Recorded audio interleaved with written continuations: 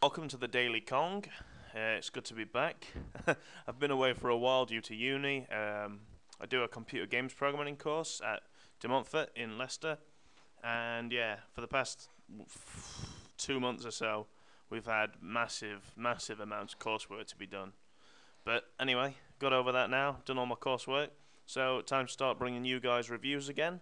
And today we're doing Realm of the Mad God. Now, I love this game. It is genius, to be honest.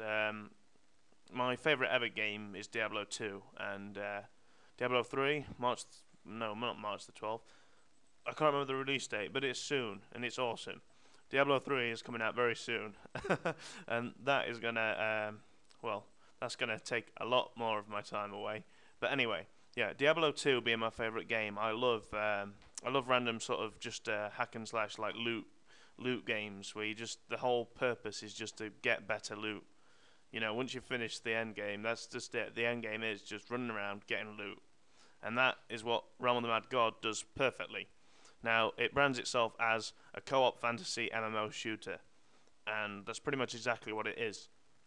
So yeah, let's just jump on, and I'll show you what it's all about. Click the massive play button there.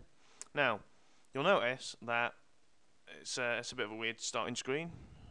Your priest died at level 1, your wizard died at level 2, your wizard died at level 9. If you've not got what's going on here, it's permadeath. This game is a permadeath game. So the idea is, you're going to die a lot of times, you're going to die frequently, but it's the whole purpose. You're meant to die. So I'll show you what it's all about. I was recording that for a separate video that I did, which didn't go so well. So I'm recording this again. Even still, I'm not very good. Anyway, well, let's click on new character and I'll show you what it's about. As you can see, you've got 5 starting classes to choose from. Now, each class, the way the classes work is each class has a separate sort of shooting pattern and a separate special attack. So I'll start off with the wizard because that's the class that I'm most comfortable with playing. And we'll just jump in. Right, you start off in the area known as the Nexus. As you can see here, lots of people. It's basically a central hub. So from here you can talk to people, you can trade, you can form guilds, stuff like that. But the most important feature of the Nexus is the vault. Now if you enter the vault, you've got a bank basically. This is a stored area and the items that you save in here won't be dropped when you're dead. So obviously, if you find something good for even, another character, you can run back here, put it in, and then you'll be okay. There's a guild hall. I've actually not even checked this out. Ooh. Guild board. With nothing on. No. Anyway, there's a guild system in place. We'll go back to the Nexus. I don't really know a lot about the guild system. I only joined this Friendship is Magic. I believe that's to do with My Little Pony or something. What? Yeah, I just joined them because I randomly got invited and I was like, yeah, whatever. Make a bit of more stuff to review on. But yeah, there's a guild system in the game. Not got too much into it. As you can see, there's different sort of rooms available to join. Each room has a player amount, so you can see how many people are in the room. But sort of statistically, all the rooms are exactly the same, really. They're just separate sort of areas so that you can't have, a million people in one space. But anyway, start off on the beach most of the time, unless you're like really unlucky. And from here, you can run around and, well, do what the whole point of the game is, which is run around and stuff. So let's start doing that. Now you'll notice that I'm moving more towards the red sort of. Whoop, no, that's gone. You'll notice I'm moving more towards the red things. These are known as quests. They're not really quests. It's just it sort of guides you to an area where there's a mini boss to kill. There we go. So you notice that you just team up with people as it happens and when it happens. Nope. Item drops on the floor. You just choose what you want, bag what you do want. I have to say I don't really like the item system at the moment. I usually end up dying just trying to collect stuff because obviously when you're fighting the bosses and good stuff does drop. It's like a massive free-for-all to try and get it, just like Diablo 2 was. The only thing is, in this game, you die very, very, very fast. I'll show you how fast, because I'm actually planning to kill this character, so it doesn't really matter. You'll notice I'm picking up potions. You can pick up potions and usable items, stuff like that. There's not that many, but hey.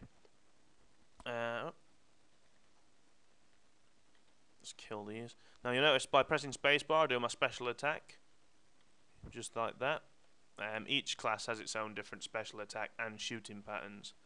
So you can see here my wizard shoots out two, semi-effective bolts straight ahead. The warrior shoots really short range, but his sort of bullets are very, very powerful.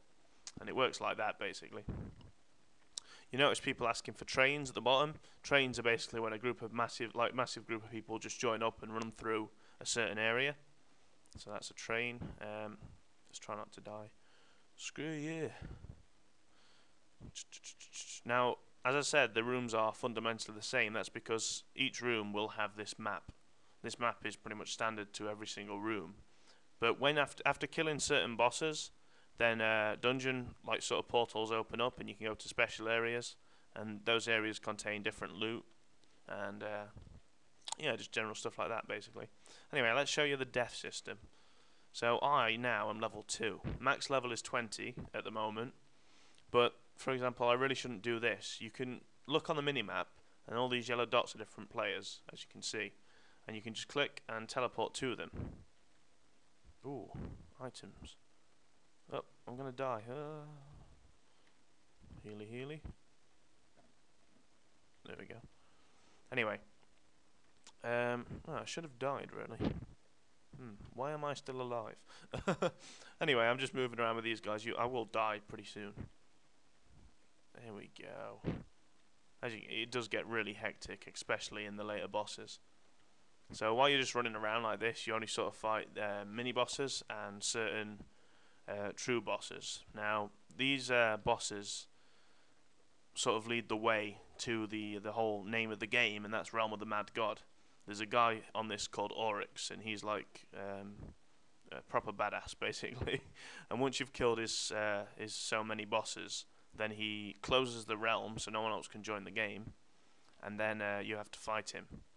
And obviously, as you'd expect, he drops the best loot and stuff like that, only he just kills everything. He's really, really, really powerful. Anyway, I'm going to die pretty soon. Oh, there we go. I'm dead.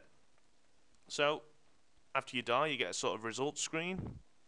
Now, obviously, you won't be dying that quick in real terms, because if you actually try and play, you can survive for a very long time. However, I would advise, until you get to about level 12, 13, just solo it. While you're running around where you start at, you don't meet many people, but really just solo it, because you're always tempted to just join and click and group up with a load of people.